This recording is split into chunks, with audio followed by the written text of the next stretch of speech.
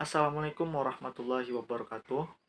Perkenalkan, nama saya Muhammad Rehan. Saya dari jurusan Komunikasi dan Penyiaran Islam dengan NIM 2008 30 21 59, kelas KPI 3E. Eh, yang terhormat Bapak Babay Barmawi selaku dosen pengampu mata kuliah Komunikasi Organisasi Kelompok serta teman-temanku yang saya hormati.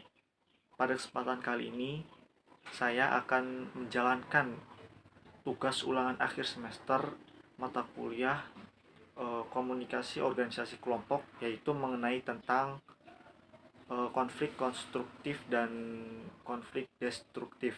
Nah, untuk mempersingkat waktu, mari kita simak video pembelajaran berikut ini.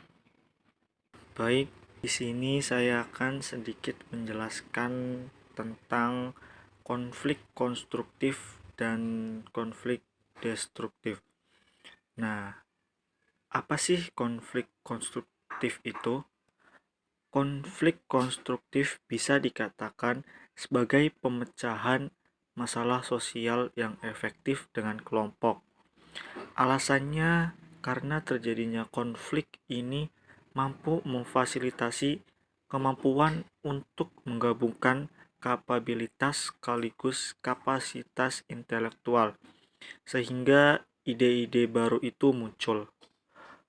Oleh karena itulah, konflik konstruktif juga menjadi hal yang sangat penting dalam sebuah organisasi sosial, di mana setiap kali konflik terjadi, kita tidak boleh menghentikannya sejak dini.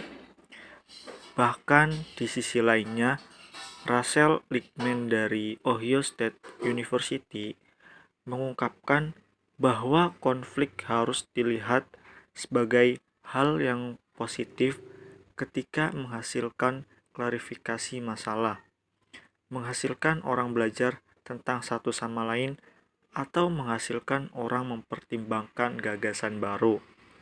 Selanjutnya itu adalah pengertian konflik konstruktif itu sendiri. Konflik konstruktif adalah perikaian yang proses sosial dan interaksi sosial lebih mengarah pada upaya pencarian solusi mengenai substansi konflik, sehingga perbedaan ini menimbulkan dampak positif dan memberikan keuntungan terhadap individu maupun kelompok. Oleh karena itu, ciri khas adanya konflik konstruktif itu mencakup gagasan dan pandangan dunia yang berbeda dalam upaya untuk menggerakkan suatu kelompok menuju tujuan dan misinya. Nah, jenis konflik ini dapat meningkatkan produktivitas, bukan menghambatnya. Selanjutnya itu adalah contoh konflik konstruktif. Berikut ini beberapa contoh tindakan yang dapat dilakukan untuk menciptakan konflik konstruktif di tempat kerja, di antara lain, yang pertama, mengubah semantik. Salah satu cara terbaik untuk menggunakan konflik secara konstruktif adalah dengan mengubah cara pandang kita. Jangan menganggapnya pribadi. Alih-alih menganggap orang yang tidak kita setujui sebagai lawan, anggap mereka sebagai seseorang dengan ide atau pendekatan baru yang berbeda untuk masalah yang dihadapi. Yang kedua, memperhatikan penggunaan kata tapi. Saat dampak konflik itu muncul, penting untuk memperhatikan bahasa yang kita gunakan agar tidak terlalu negatif atau menghasut. Secara khusus, perhatikan penggunaan kata tetapi.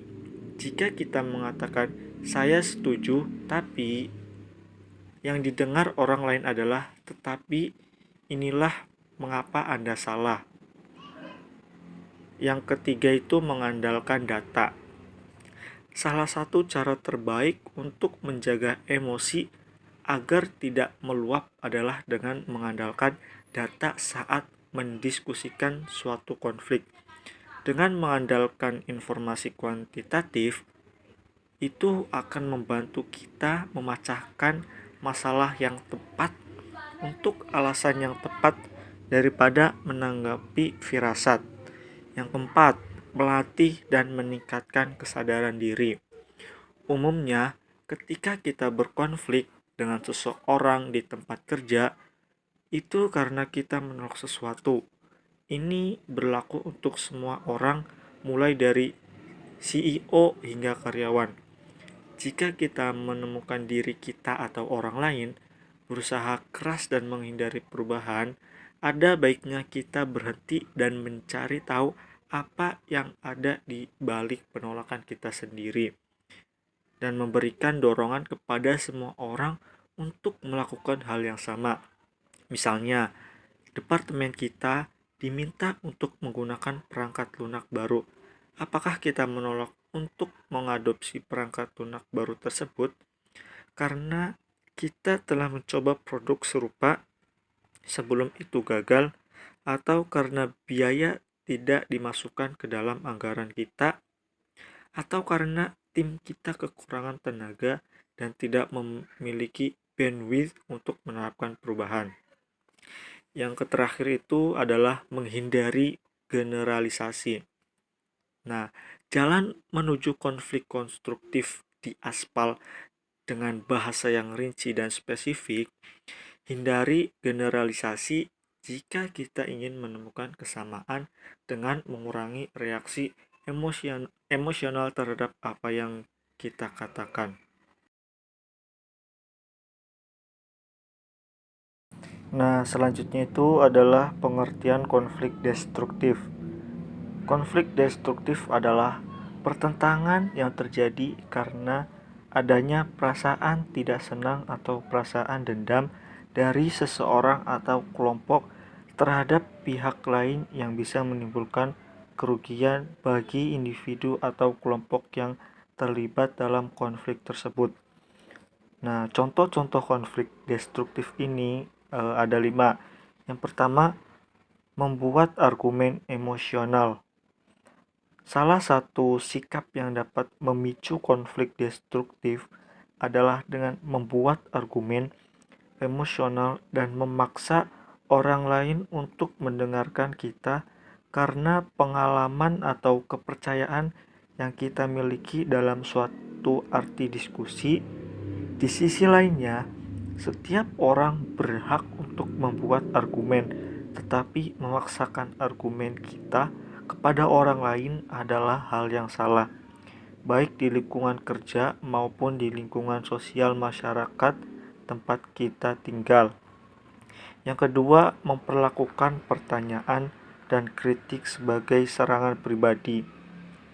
Kita tidak boleh menganggap pertanyaan dan kritik dari orang lain atau rekan kerja kita sebagai serangan pribadi yang dapat memicu timbulnya konflik destruktif. Bisa saja kritik yang diberikan oleh orang lain justru dapat membawa perubahan yang lebih baik pada ide-ide kita. Jadi, kita harus menghilangkan pikiran buruk bahwa kritik tersebut adalah untuk menjatuhkan atau menjelek-jelekan kita, tapi jadikan itu sebagai masukan yang membangun bagi kita. Yang ketiga, menolak sudut pandang orang lain sebelum kita pahami posisinya. Nah, menolak sudut pandang orang lain sebelum kita sepenuhnya memahami posisi mereka juga dapat memicu timbulnya konflik destruktif, karena orang lain berhak untuk menyampaikan sudut pandangnya.